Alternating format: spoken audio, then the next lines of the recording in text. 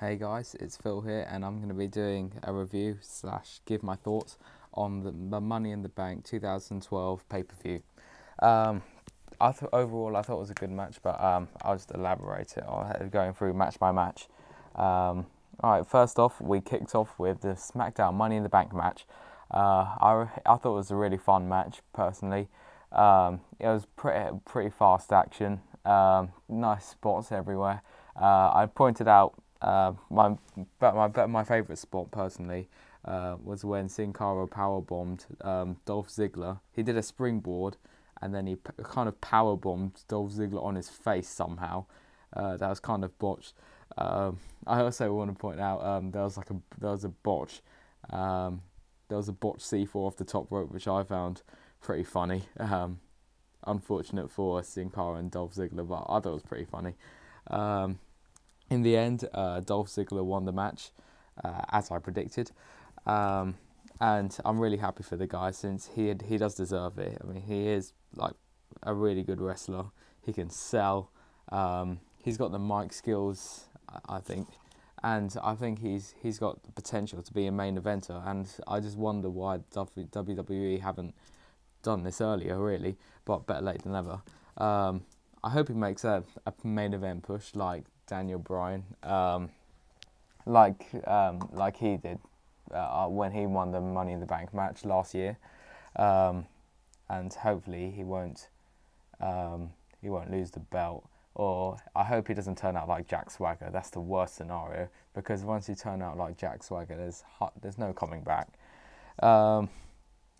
Next up, The Miz came out and he announced that he was going to be entering the Money in the Bank after returning triumphantly from making his movie.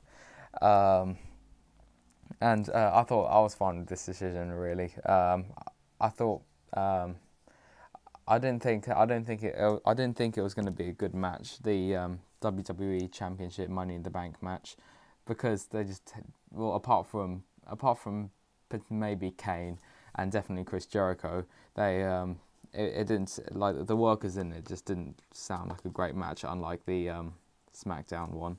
So the inclusion of The Miz was welcoming. Next match was Sheamus defending his World Heavyweight Championship against Alberto Del Rio. First off, I just want to say I like Alberto Del Rio's new gold and black attire. I think it makes him look more serious, a bit more badass. In the end, Sheamus he gave Alberto Del Rio a bro kick, and I thought it was a good match. I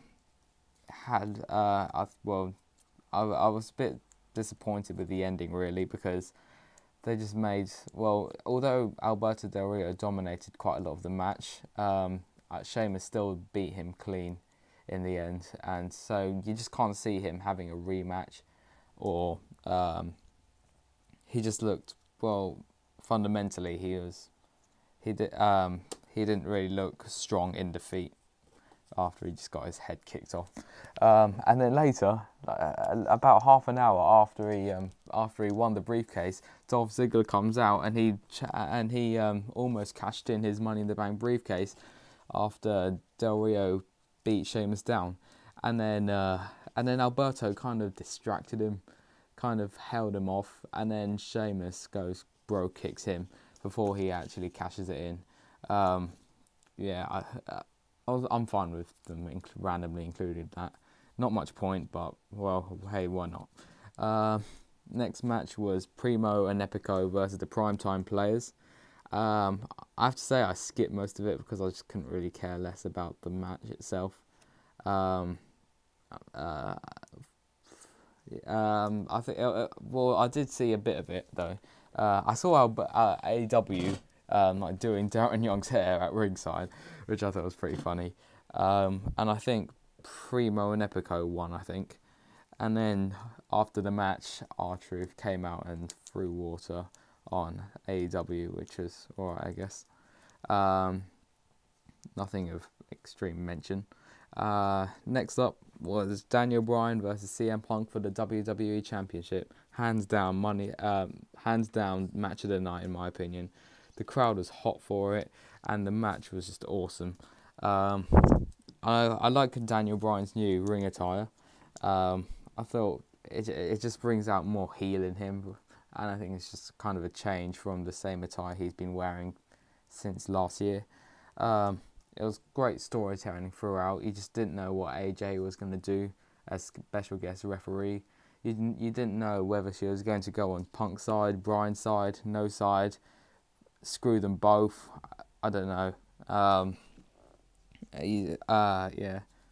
And it was a great finish as well, with Daniel Bryan back suplexing. Punk back suplexing Bryan through a table, which was pretty cool finish. And I'm surprised that AJ didn't actually screw anyone in the end. She just called it down the middle, apart from, well, the few times where she kind of interfered, but not to anyone's favour though.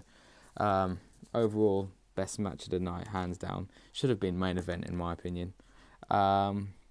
Next match was Ryback versus Kurt Hawkins and Tyler X.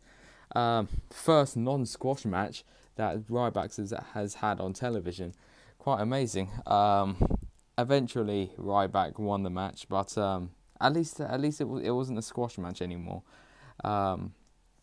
Because they need to start pressing on at some point into more serious stuff, because Ryback beating a load of jobbers isn't really helping his credibility that much. But at least, well, I think they've gone the right way about building him up, but it's just time to move on now. Next we had Divas match, which I skipped most of because I couldn't care less about WWE Divas. And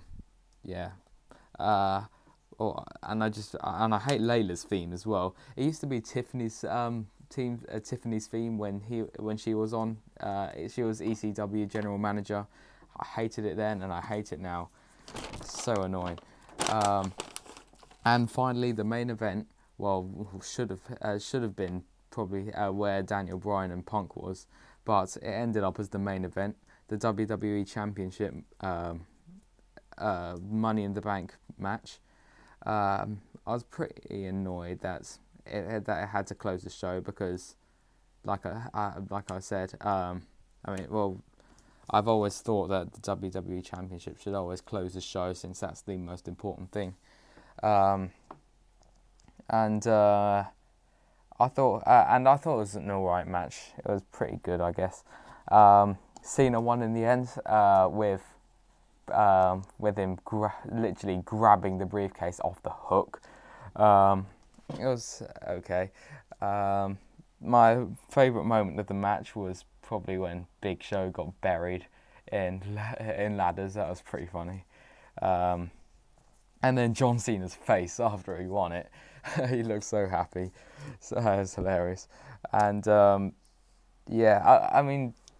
people are going to go on about how he's Super Cena, how he's going to get another WWE Championship, then if now WWE is doomed because he's won. But I don't see it that way, because it's going to be really interesting to see how he's actually going to cash this in. Is he going to get defeated for the briefcase, or is he going to potentially, go at cash it in like RVD did at a set date, do it clean, but I doubt it though.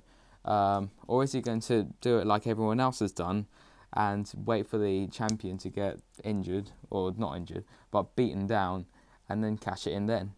Well, which I think is the best option, because, well, I don't know what's going to happen, and that's a good thing anyway.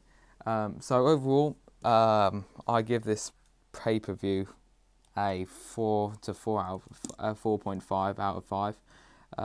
Very entertaining pay-per-view, and good job WWE. Thank you for listening, and please like the video. Peace.